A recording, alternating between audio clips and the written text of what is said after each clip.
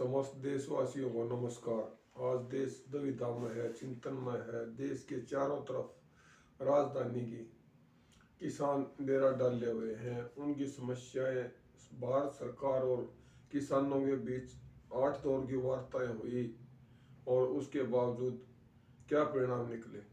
देश का किसान चिंतित है, उसका हक छीना जा रहा है। यह ऐसा किसान महसूस कर रहे हैं।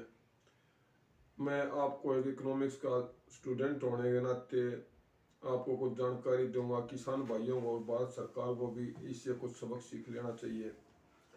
एक तरफ भारत का आईएएस लॉबी जो सब कुछ पेपर पर करता है, एक तरफ दूसरी तरफ भारत का किसान जो सरफेस पर काम करता है। दोनों में बड़ा अंतर है, उसको समझिए।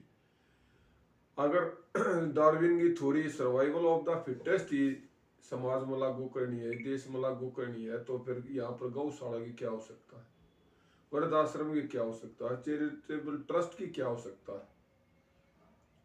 जितने भी शिविर लगते हैं, कैंप लगते हैं कि असहाय के लिए सिक्योरिटी बिल की क्या आवश्यकता है, मनरेगा की क्या आवश्यकता है। मेरा कहने का तात्पर्य ये है, अगर देश के अंदर सब कुछ है, अगर इसी सिद्धांत के ऊपर जो मैंने बताया चलना है, तो फिर क्या जरूरत है इन सब की। अब दूसरा विषय है कि ये जो 3 बिल ले गए हैं, मैं इनको काले बिल नहीं कहता। काले बिल तो वो हैं जिनको ऊपर कुछ संशोधन ना किया जा सके, जिनको बदलिया ना जा सके। काले बिल तो वो हैं, लेकिन मैं काले बिल ना कहता। मैं ये कहूँ इन बिलों को बदलने के लिए सरकार को इनमें संशोधन भी कर सकती है। सरकार इनको अगर गलत है सारा तो वापिस भी ले सकती है, काले तो नहीं कर सकती है। हाँ, इससे आगे की बात यह है कि भारत सरकार ने जो गेम खेल रहा है, यहाँ पर झगड़ा क्या खड़ा हो गया है। प्रोडक्शन, किसान ने 70 सालों तक देश का पेट भरा, जो लगातार मेहनत कर कर इस हिंदुस्तान के अंदर सरप्लस फूड कर दिया। उस सरप्लस फूड के कारण अनाज हिंदुस्तान के फूड की क्वालिटी भी गिर गई। क्वालिटी गिरने के कारण है क्वांटिटी का जो लोड है उसके कारण ना मार्केट प्राइस उसको मिलता नहीं। मार्केट प्राइस ना मिलने के कारण किसान की आमदनी का झगड़ा बड़े लेवल के ऊपर खत्म हो गया। किसान भी सब आज डिजिटल इंडिया होने के कारण भारत के किसान को भी सब बातों का पता चल गया। उसको इस बात का आज अच्छी तरह से पता है कि विकसित देशों में 2% से 7% तक किसान ही कृषि करते हैं। उनकी पर कैपिटा इनकम बहुत ज़्यादा है। हिंदुस्तान के किसान की पर कैपिटा इनकम है कितनी? उधर हरियाणा पंजाब के किसान की थोड़ी अच्छी है, अगर सबको मिला करते हैं तो वो 76-77 हज़ार रुपये इनकम हो जाए। लेकिन अगर जब मान ले 17 स्टेटों की तो 20,000-22,000 रुपये है सालाना इनकम। क्या करेगा हर रोज के कितने? एक किसान 10 रुपये भी नहीं आते। तो मेरा कहने का मतलब ये है, भारत सरकार एक तरफ तो हिंदुस्तान को डिजिटल इंडिया बनाकर विकसित राष्ट्र की सूचियों में खड़ा कर भारत के किसान को उस तरफ दौड़ाने की कोशिश कर रही है। लेकिन किसान जब अपना हक उस सभी तरफ तो अपने हक की बात करता है तो कहती है सरकार 70 सालों से कि ये व्यवस्था चल रही थी, 70 सालों से उन्होंने क्या दिया, इन्होंने क्या दिया। अरे यही तो विषय नहीं है। 70 सालों से इन पार्टियों ने तो किसान का शोषण किया।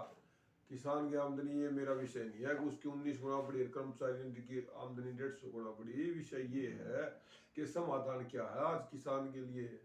जो किसान सड़कों पर उतरा है और सरकार उसके लिए भी उस होगी है। सरकार उसका बड़ा हृदय ना करके उसकी समस्या निराकरण नहीं करना चाहती।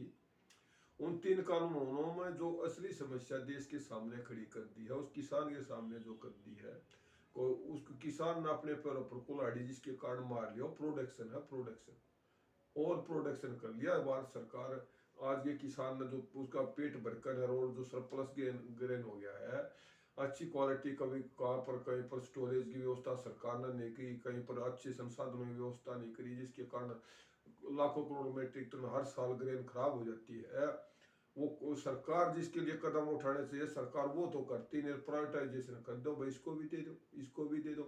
हर चीज देश की जिसमें संशोधन की जरूरत है सरकार ने उस सब चीजों को प्राइवेट कर दिया जा रहा है, प्राइवेटाइजेशन कर दिया जा रहा है। क्या सरकार एक दिन ऐसा हो जाएगा इस देश के अंदर, क्या सरकार है ना लठ मारेगी, प्रशासन रखेगी अपने पास और टैक्स ले होगी, क्या ये 2 महकमे बचेंगे? देश के मैं समस्त नागरिकों को सचेत करना चाहता हूँ, एक नागरिक होने के नाते देश में अगर इस तरह सब कुछ हो जाएगा तो ये पुलिस वाले कर्मचारी भी, पुलिस भाई भी जो आज ये सीपीआर दबाव बनावा किसान ना हुआ, उनका लठ मारने की बात कर रहे हैं, वह भी समझ लें एक अगला स्टेप यही तो होगा इस देश में। अगर अडानी पुलिस, अंबानी पुलिस यही तो हो जाएंगी। समझ ले थोड़ा, किसानों के बारे में नहीं है, अपने बारे में भी सोच ले। तो हर राष्ट्र के नागरिक का फर्ज है, ये अंतिम क्रांति होगी देश में, अगर जाइए भी विफल होगी तो भारत का, मैं डरता नहीं किसी बात से, भारत का हर नागरिक का फर्ज बना है कि अंतिम चिंगारी है, और ये चिंगारी भी अगर बुझ गई तो फिर राष्ट्र में इन सामंतवादी ताकतों को रोकने के लिए फिर कोई नहीं बच जाएगा, ये प्रजातंत्र नहीं बच गया है। अगर वह किसान अपना शक्ति प्रदर्शन भी नहीं दिखा सकता, वहां पर बोट क्लब पर भी नहीं जा सकता, रामलीला ग्राउंड में भी नहीं जा सकता, अपने अधिकार को भी नहीं मांग सकता, 30 दिन से अकेला ठंड में वहां पड़ा है, तो उसकी चिंता देश के नागरिकों को करनी चाहिए। अगर आज ये नहीं करेंगे तो ये सुनो जो बिल है उनकी बातें क्या चाहती है सरकार, इसको ये जो बिल लाई है इसका मुख्य कारण क्या होगा कि ये सारी कमोडिटी एक्ट, एसेंशियल जो कमोडिटी है उसमें आ जाएगी बात। एसेंशियल कमोडिटी एक्ट के तहत क्या होगा, कोई आदमी किसी चीज का कितना भंडारण करो, कितना ऊंचा प्राइस करो, चाहो तो दो नहीं तो मत दो। किसान जब देगा, जब उसको ऊपर ग्रेडेशन प्रणाली लागू की जाएगी, ग्रेडेशन में उसको फेलियरिटी दिखा गए, जब ओवर प्रोडक्शन होगा जब फेलियरिटी दिखा दी जाएगी, जब लोअर प्रोडक्शन होगा जब एसेंशियल कमोडिटी में सारा खरीद लिया जाएगा, मन माने रेट के ऊपर बेचा जाएगा। अब आ गई एमएसपी की बात। एमएसपी क्यों नहीं सरकार लिखित में देना चाहती, लिखित में देने के बाद में अगर भारत सरकार एमएसपी लिखित में रजिस्टर कर दे, कानूनी व्यवधान दे दे, तो आम आदमी बेचारा जिसको समझ नहीं रहा है, मैं ये हमारे किसान नेताओं को भी बता दूं वो इसको क्यों नहीं देना चाहती। उसका असली कारण यह है कमोडिटी में सीडीएक्स है जो उसको ऊपर कभी अप करना कभी डाउन करना, वो कैसे होगा फिर। आप किसी भी चीज के लिए एमसीएक्स में सीडीएक्स में जो काम करोगे आप फ्यूचर में जिसका काम करोगे आप, उसके लिए तो दोनों चीज होनी जरूरी है ना। जब मिनिमम स्पॉट प्राइस से नीचे जानेगा तो फिर हर आदमी को पता लग जाए इससे नीचे तो जाए नहीं, इससे ऊपर जाने अंदेश से होंगे तो फिर उसको लिखित में होने के बाद वो कहाँ हो जाएगा।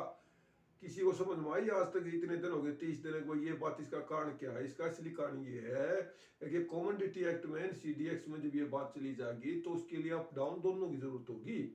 ये अहम विषय जो समस्या है जो देश की, जो अहम विषय है वो आपको सामने खोल रहा हूं मैं, एक स्टॉक मार्केट का मास्टर होने के नाते बता रहा हूँ आप लोगों को ये बात कि फिर ये कैसे होगा।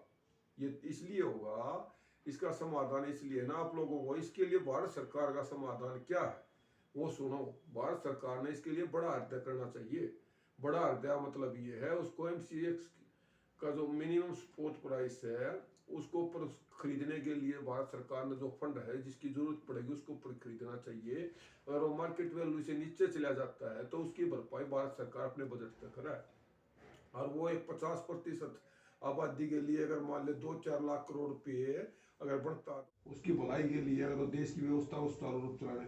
लेकिन ये हो क्या रहा है, ये बाहर की एजेंसी है जो उन एजेंसियों के दबाव में आकर है कि भारत सरकार वो बड़े लेवल पर प्रति एकड़ खर्च, जहाँ पर कॉर्पोरेट की एग्रीकल्चर होगी, चाहे इसको विस्तृत खेती सघन खेती की बात करो, चाहे आप इसको दूसरे उसमें ले लो जैविक खेती उसमें लगा लो, जैविक खेती उसमें ये एक्सपेंडिचर ज्यादा होगा। एक आम आदमी एक हाथ से कचरा निकाल लगा रहे, एक आदमी दवाई से मारेगा तो उसमें खर्च तो ज्यादा होगा ना। तो वही बात ये है, 2-2.5 एकड़ का किसान है उसका पर कैपिटा इनकम है जो वो कम होगी, खर्च ज्यादा होगा। इसलिए ये लार्ज स्केल के ऊपर इसको ले जाना चाहूंगे ताकि ना भारत के ऊपर ये दबाव, अमेरिका यूरोप कनाडा जैसे ऑस्ट्रेलिया जैसे देशों में जो जहाँ पर एग्रीकल्चर हो रही है वहाँ बड़े बड़े जो कॉरपोरेट हैं वो तो बड़े लार्ज स्केल पर एग्रीकल्चर हो रही है वहाँ तो। और यहाँ पर किसान है ना जो हर रोज अपने काम को करे, लेकिन इसमें ये भारत सरकार को क्या रियलाइज नहीं होता कि कितने बड़े रोजगार का सर्जन है इसमें। सारे देश की आबादी का 50% कृषि से संबंधित है, सब उसको ठीक है उसको अपना अधिकार ना मिले आज तक, उसको उसकी उचित मूल्य ना मिले। लेकिन भाइयों मैं आप सबसे अनुरोध करता हूँ आने वाला समय बहुत ही खतरनाक होगा, इनके हाथ में मोनोपोली होगी। और आज ये क्या चाहते हैं मैं ये आपको बता देना चाहता हूँ कि जो कमोडिटी एक्ट के तहत की बात नहीं है, एसेंशियल जो गुड्स हैं जितने भी कंज्यूमर का सवाल आ गया। अब ये आपने कार ली 15 साल तक की जरूरत ना पड़ेगी, मकान की 50 वर्ष तक जरूरत ना पड़ेगी दोबारा। लेकिन भोजन तो 3 टाइम चाहिएगा ना आपको। तो इसलिए इन्होंने उस सब मार्केट के ऊपर कब्जा करने की एक गेम खेल लिया ना, कि भारत में इतनी पॉपुलेशन है, हर रोज उसके लिए भोजन की जरूरत पड़ेगी, और एक टाइम वो होगा, वो दिन दूर नहीं होगा, आप लिख लेना। जब एक किसान खुद अपने ही जमीन के ऊपर काम करने के लिए जागा मजदूर बनकर उसको ठेके में अपनी जमीन दे देगा, और वहाँ काम करके शाम तक जब आओगा तो 2 किलो सब्जी अपने साथ लेगा होगा, बस उसकी ये लेबर होगी।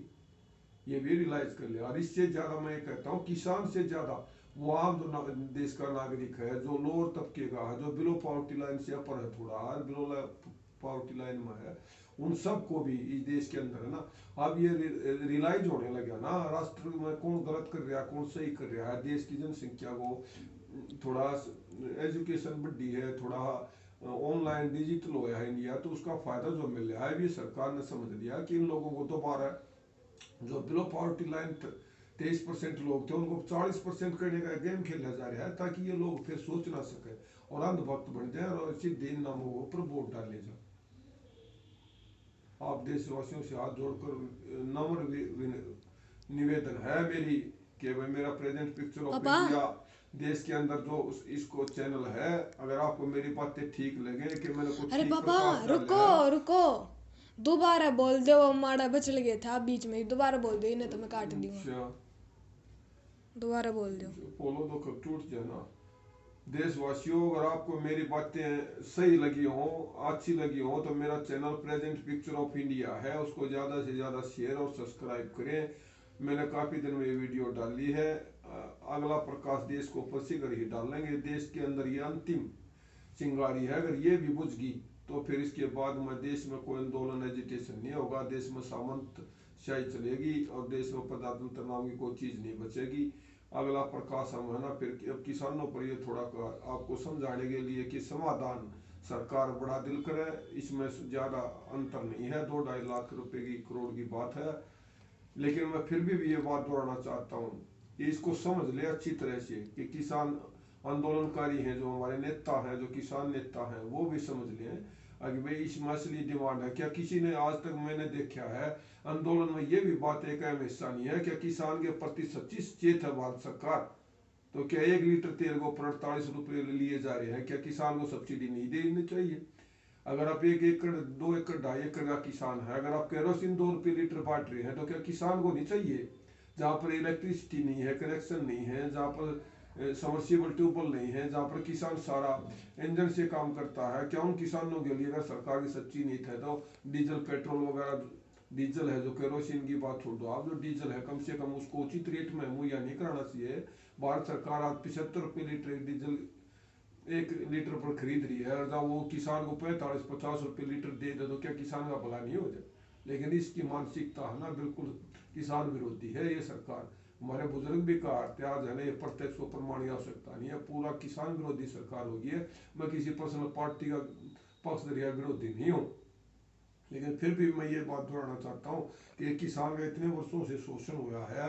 आगे आने वाले समय में किसान आंदोलनकारी नेताओं ने भी ये बात तय कर लेनी चाहिए कि अगली इलेक्शन जो भी कोई होगा, उसमें किसान पार्टी से, किसान पार्टी अलग से किसान अपना नुमाइंदा खड़ा करे और उसकी मदद और सपोर्ट करे, ना कि किसी राजनीतिक पार्टी की। क्योंकि सभी पार्टियों ने देश के है ना किसान किसान का नाम लेकर शोषण किया है। मुझे बताओ तो किसने किसानों के लिए आज तक कुछ किया है। और अंतिम मेरे शब्द ये हैं कि भाई किसानों का सबसे बड़ा शोषण होने का कारण ये है कि आज किसान नेता नहीं है, कोई पार्लियामेंट में कोई भी किसान नेता नहीं है, कोई भी किसानों की अगुवाई करने वाला नहीं है, कोई भी सड़क पर आने वाला नहीं है। किसी ने भी देश के किसान के साथ 50% जो तबका है, उसकी किसी ने भी बात सुनने की हिम्मत नहीं है, किसी में भी सच्चाई कहने की ताकत नहीं है। ये देश है ना मुँह को दर्शी हो चुका है। और इसके बाद अगर कोई दूसरे नंबर पर कोई बात है, जब भी देश पर अराजकता का समय आया है, देश पर संकट आया है, तो देश के साधु संतों ने मदद की है। और मैं कहता हूँ देश के साधु संतों में को इस पर सड़क पर आकर है ना इस आंदोलन की है ना ज़्यादा से ज़्यादा ना ताकत बढ़ानी चाहिए। जय हिंद, जय भारत।